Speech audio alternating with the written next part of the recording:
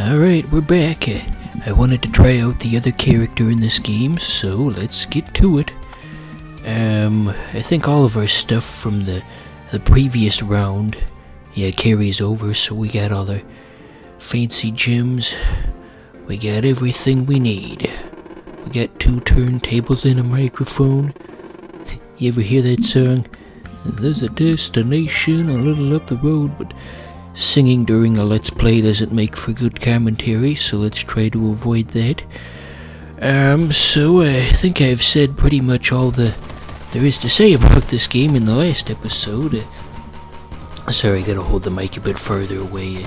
I don't have a puff filter, so gotta watch that. Anyway, I already made the super obvious observation about, enter the gungeon with fruits. Let's see, last episode I said that this was part of my latest scheme to get people to watch the show, because I thought, since it's a small game, maybe the creators will see this because they probably get a notification whenever somebody makes content about their game, but that didn't happen. The original creators did not in fact show up, so that was not something that I guess you could say my latest scheme to turn things around failed. So anyway, so the pistol mechanic with this character it's a bit trickier than it is with the other one, because, with the shotgun blast, you don't really have to think about it. You just throw it out there and hope for the best, but you have to actually aim a bit more with this one. Not quite suitable for dopes like me. We're doing alright though.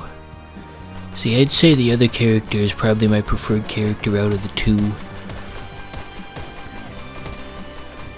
I like the forcefulness of the blast. The double-barreled shotgun.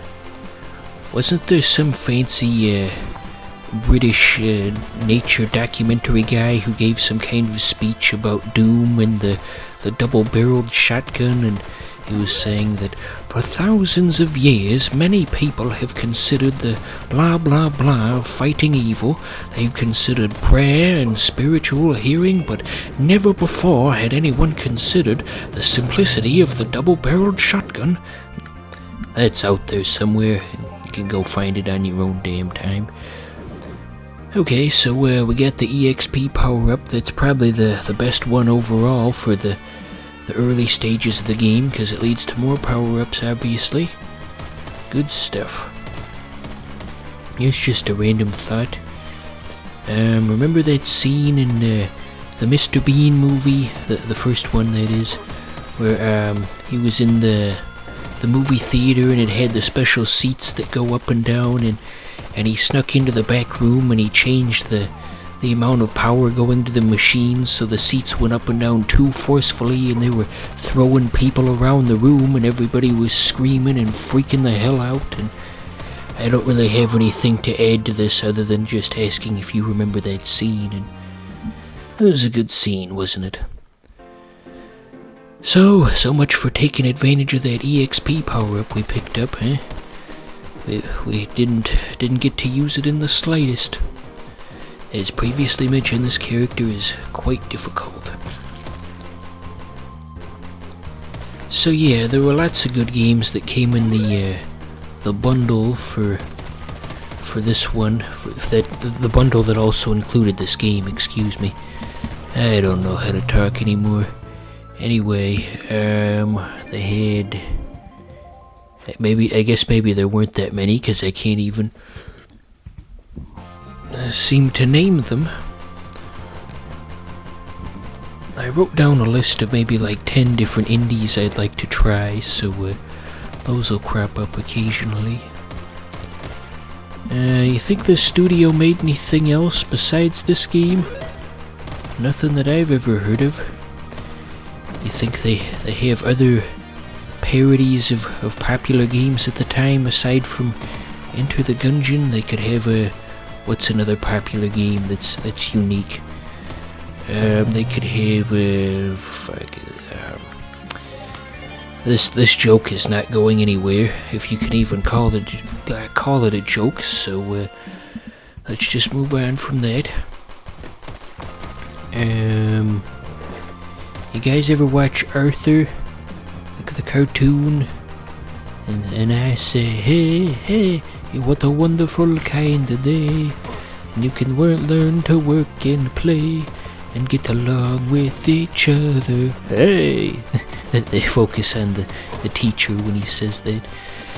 You know, Arthur's still going after all these years. It's been probably at least 25 years, and they still make new ones, but I don't think the show really has like the cultural sway that it had at the peak of its popularity. I don't think anybody really watches it anymore. Not something you really hear about. I think most people my age just assumed that it ended around like 2005 or so, but well, maybe even sooner than that. But no, it's still going.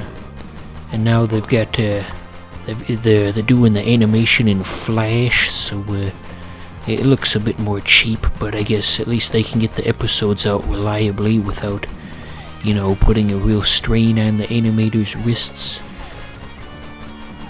Like they said in that one episode of The Simpsons where Homer was the voice of Poochie, the lady was explaining to him that very few animations are done live. It's a real strain on the animators' wrists. And as an adult, I appreciate that more.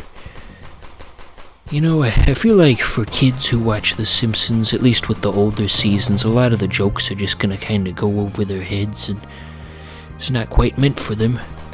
Because as a youth, I had the book of the first 8 seasons of The Simpsons, and they'd have the general plot synopsis of all the episodes along with quotes and Easter eggs, and I feel like I wasn't quite old enough to get all the jokes. Nowadays, I think I'm closer to the target audience for that sort of stuff. I should definitely that's not a word. I should definitely go back and rewatch the Golden Age Simpsons episodes someday. They're not on Hulu though. Okay, so yeah, we're not gonna bother with another round.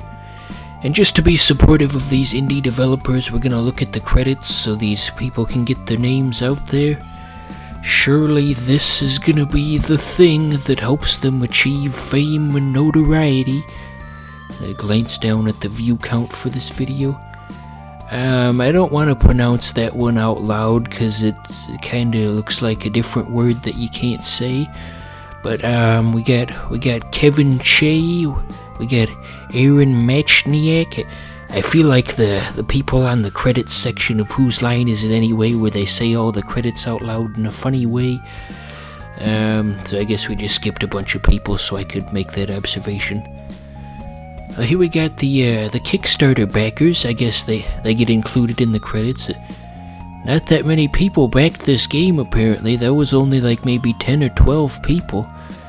But I mean, hey, the project still got funded, so I guess you can't complain. So yeah, I doubt anyone's career is gonna be boosted by having their name mentioned here of all places, but couldn't hurt. So yeah, that was Resistance's Fruitile, just a mildly interesting anomaly, and there'll be more indie games to come, eventually.